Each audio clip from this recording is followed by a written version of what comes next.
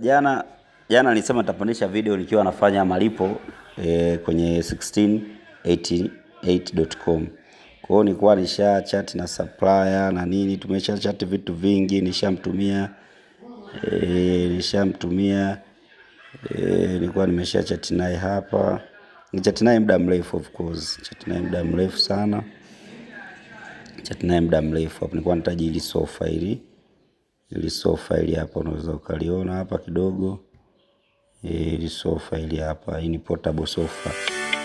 Portable sofa, kuna mteja alilipenda, akaniambia bwana Silveri niagizie. Kwa na sisi waagizaji hapa tunaliana, kama tulipa hela tunataka tumwagizie hapa. Kwa nalipia leo. Natatumia usafiri wa maji kwa hiyo take 1 month kutokea bidhaa yake. Kwa hiyo hicho kifaa unagusa tu hapo kinajaza sofa lako. Unaona sofa hapo inajaa. Na hii hapa akaja akabonyeza hapo tu. Sofa nzuri kabisa hiyo. Na enjoy na familia hiyo. Ukitaka kuhama kama wale wapangaji, unatoa upepo unaenda kuishi. Kwa hiyo nilikuwa nishaje naye details zote alikuwa ishanipa. Kwa hiyo nitakuja hapa kwenye chatting. Then nita order link hiyo hapo. Washanipa. Sasa nitaenda kulipa hapa. Nitaenda kulipia hapo. Mtanisamehe kidogo, network ilikuwa inazungua.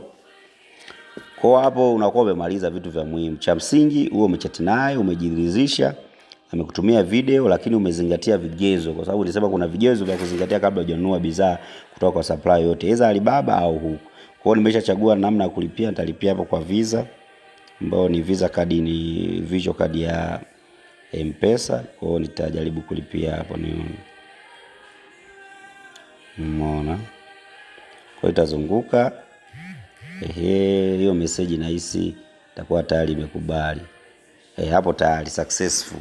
Kwa hiyo tayari tumelipia, na ukiangalia huko kwenye message hapa. No. Ukiangalia kwenye message hapa, hii message ambayo imeingia hapa. Hii hapa wamekata kiwango hiki hapa 76. Kwa hiyo kiwango hicho wamekata. Kwa hiyo mimi nitarudi huku kwenye jukwaa, then nitarudi back huku ili niweze kumwambia hapa tayari nimeshalipa, address ni hiyo nimeshamwambia. Then nitakuja kuchat naye hapa, nitamwambia already paid, nitamwambia paid, nitamwambia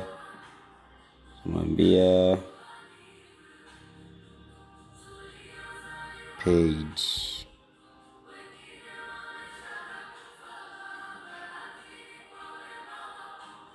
Mtumie tena shipping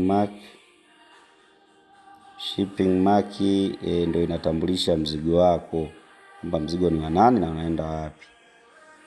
Kwa hiyo shipping mark 74, andika namba yangu ya simu, lakini jina ni Uagizaji Hub, location Tanzania. This is a shipping mark, utambulisho wa mzigo wako. Kwa baada hapo nitatuma. Then nishamwambia can only be sent tomorrow. Amesema atatuma kesho.